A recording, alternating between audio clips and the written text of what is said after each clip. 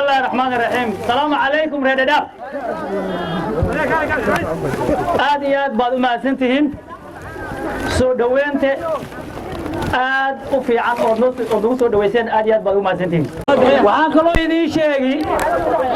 fariintii reelagdheera waxay ahayd annaga nadiif jaamac waan soo dirnay waxaan u dirnay Garissa County qeybaheeda kale idinkana ma nala dirteen inuu tago ma nala dirteen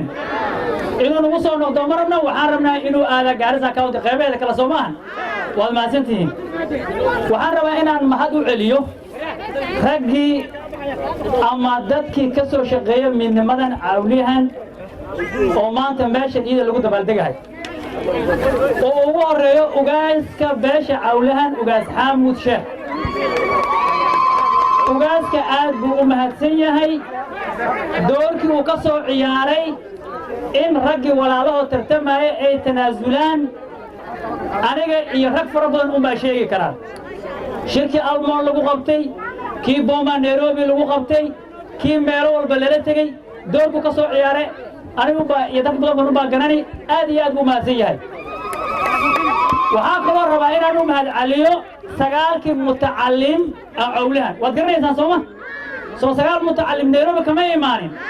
soo guushan maanta ayaga ma dhalinin chairman-kooda wuxuu ahaa injineer Cabdirasaaq maanta lama joogo laakiin dhammaantood sagaalka way mahadsan yihiin sagaalka sagaalayaal oo cawliyahanka ayagana way mahadsan yihiin waa raggi ka shaqeeyay maanta in guushan la gaaray ayagana waxaan kaloo rabaa inaan u mahad celiyo labada xildhibaan oo cawliyahan talada u haysay aniga iyo xildhibaan Osman Ali rabaa aniga iyo xildhibaan Daahiye oo ayagana doorka ka qaateen waxaan kaloo rabaa inaan u mahad celiyo ninkii qaybta ugu weyneed ka qaatay oo waa ambassador Maxamed Mukhtaar Shiidiye oo tanaasulay soo tanaasul ma sameeynin aad iyo aad buu maasay isagana arrimo yar aan rabaa inaan ka hadlo marka tan koowaad waxaan rabaa inaan u sheego Garissa County ama cawliyahan kuuraha dhaanta ma ahan ila dhaantayo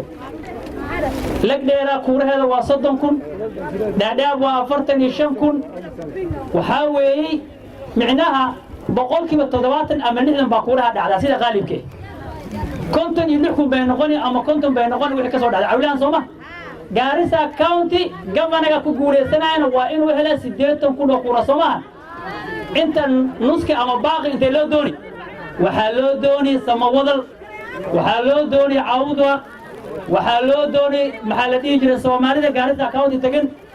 dadka la raba inay kuuraha doonaan waa intan inta kale oo meesha ka ma Soomaa in la doonaan raba kuuraha isaga nadiif maanta isaga dawlad ma aha Soomaa 2017 dawlad baa la ahaa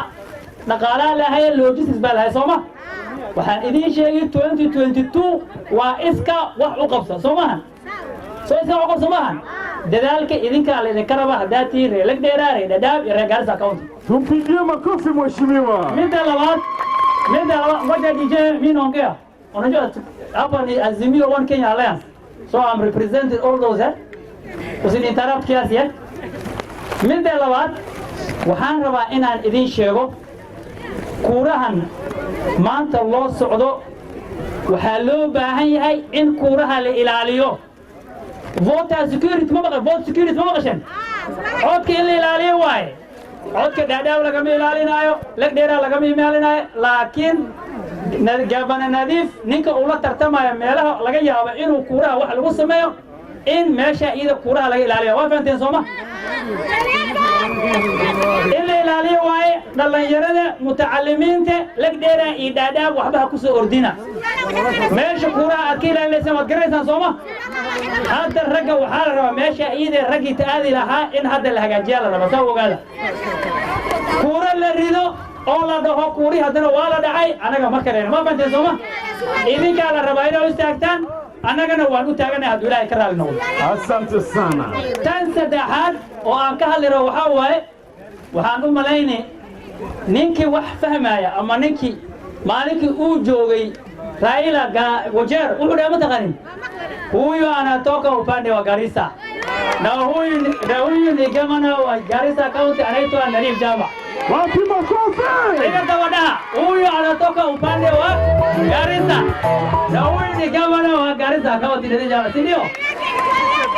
oo ugu dambeyntii waxaan rabaa inaan ka hadlo hadda maanta waan arkayna meesha boodyaal fara badan iyo wax baa la keenay siyaasadda hoose oo annaga dhexdaanada saameyn yay ku yeelanin midii gavanaga waad fahanteen sooma kuwa tartamaya waa wiilasha cid Soomaha iyo gabdhaha naftooda kuwii waxa way gabdhaha anaga waay ha tartamaan ninkii ku soo baxawa waa barqaxna macaan waad fahanteen sooma aniga hadda lag dheeraa waa ka tartamaya waad fahanteen sooma sidoo wadaa faarac mesh farqaha la yasaayta laakiin waxaan ogsanahay laameygi lag dheeraa markaan ku ordo